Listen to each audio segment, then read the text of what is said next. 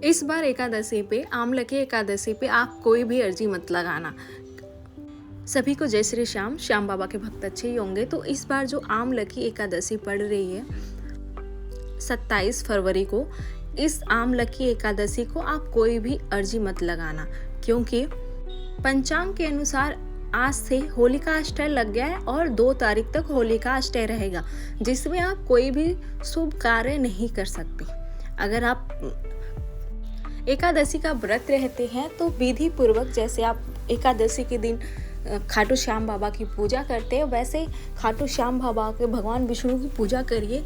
लेकिन इस बार कोई अर्जी मत लगाइएगा। श्याम भक्त, जो भी जितने भी सारे श्याम भक्त मुझे सुन रहे हैं, आप याद रखना, इस बार कोई भी अर्जी मत लगाना, क्योंकि इस बार कोई भी शुभ कार्य नहीं करना है। तो आप जो मार्च में होने वाली है एकादशी आने वाली, उस एकादशी को आप अर्जी लगा देना। इस वाले एकादशी को आप अर्जी मत लगाना। जैसे आप पूजा करते हो वैसे पूजा कर लेना। एकादशी से पहले अच्छे से पूरे पूजा घर की सफाई कर लेना। एकादशी के दिन ब्रह्म मुहूर्त में जगना आप। फिर पूरे एक दिन पहले मंदिर को साफ कर देना, मंदिर घर को।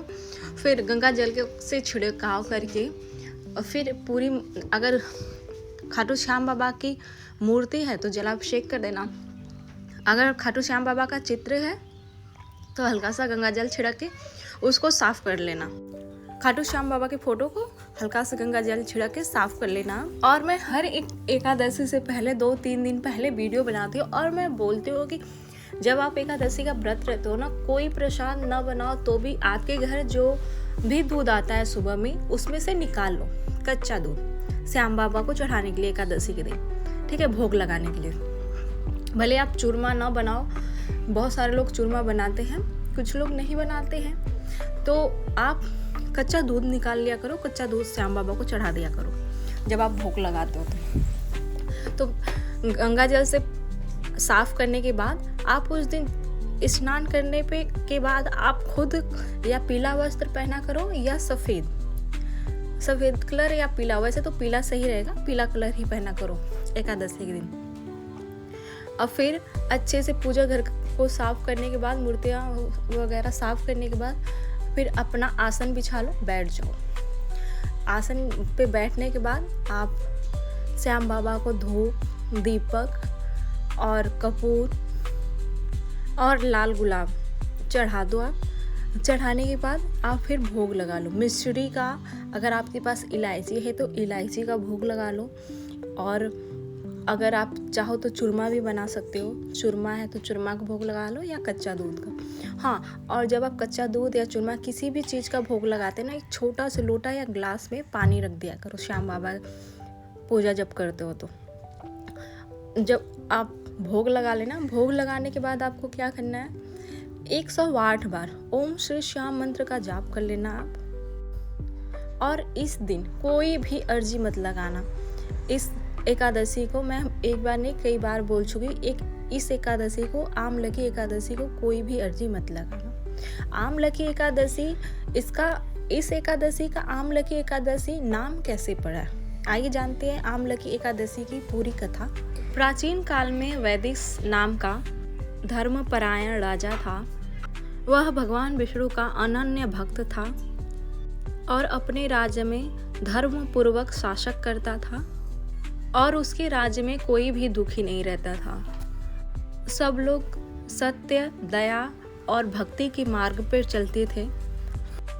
एक वर्ष फागुन शुक्ल पक्ष की एकादशी को राजा वैदिश पूरे नगर के साथ आंवले यानी आमलकी वृक्ष के नीचे भगवान विष्णु की विधि पूर्वक पूजा की। सभी ने एकादशी का व्रत रखा और भजन कीर्तन और रात्रि जागरण किया। उसी नगर में एक गरीब शिकारी रहता था। वह उसी रात भूखा प्यासा भटकते हुए उसी वृक्ष के पास, आंवले के पास आ पहुंचा।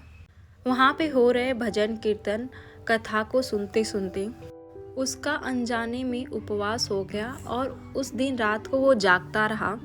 भगवान विष्णु की कथा और कीर्तन उसके कानों में पड़ी। कुछ समय बाद ही उस शिकारी की मृत्यु भी हो गई। लेकिन भगवान विष्णु की कृपा से उसको स्वर्ग की प्राप्ति हुई। वह शिकारी अगले जन्म में धर्मात्मा यशस्वी राजा बना। जब राजा वैदिश ने विष्णु भगवान से इसका कारण पूछा तो भगवान ने कहा, फागुन शुक्ल पक्ष एकादशी को आंवले के वृक्ष की पूजा और मेरा स्मरण अश्वमेध यज्ञ से भी बड़ा फलदायी है। आप समझ लो, जो आमलकी एकादशी का व्रत रख रहे हैं, एकादशी का व्रत रख रहे हैं, वो अश्वमेध यज्ञ से भी बड़ा है। इस व्रत को करने से जाने अनजाने में हुए पाप सारे नष्ट हो जाते हैं और भगवान विष्णु की, श्याम बाबा की, कृष्ण भगवान की आपके घर के ऊपर कृपा बनी रहती है। और हाँ, इस एकादशी को आंवले के पेड़ की पूजा भी की जाती है। तो आप इस एकादशी को आंवले के पेड़ की पूजा भी कर लेना। अगर आंवले का पेड़ न मिले तो कोई डंठल वगैरह मंगा के आप अपने घर में गमले में गाड़ के उसकी पूजा कर लेना, नहीं तो फिर आंवला मंगा लेना। और फिर अगर आप डंठल मंगा रहे हो तो सुबह उसको पारण करने के बाद कहीं प्रवाहित कर देना। अगर आंवला मंगा रहे हो तो प्रसाद के समझ के खा लेना, नहीं तो घर में किसी को भी दे देना, वो प्रसाद समझ के खा लेगा। लेकिन आंवले की पूजा ज़रूर कर लेना। जय श्री श्याम।